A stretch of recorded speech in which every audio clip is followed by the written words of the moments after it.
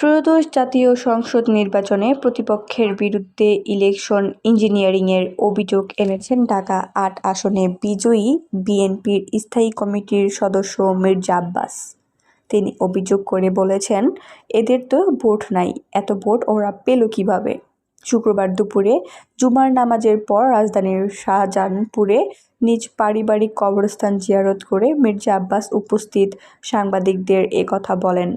গতকাল বৃহস্পতিবার অনুষ্ঠিত ত্রয়োদশ জাতীয় সংসদ নির্বাচনে ঢাকা-৮ আসনে বিজয়ী হয়েছেন মির্জা আব্বাস। তিনি পেয়েছেন ৫৯,৩৬৬ ভোট। অন্যদিকে এনসিপির প্রার্থী নাসির উদ্দিন পাটোয়ারি পেয়েছেন ৫৪,১২৭ ভোট।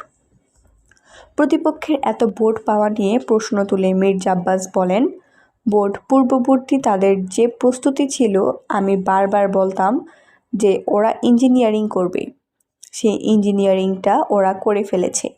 এটা আমরা বুঝতে পারি নাই, কোনো কায়দায় করেছে, এখন বুঝতে পারছি। তিনি আরও বলেন, এদের তো ভোট নাই, এত ভোট ওরা পেল কীভাবে।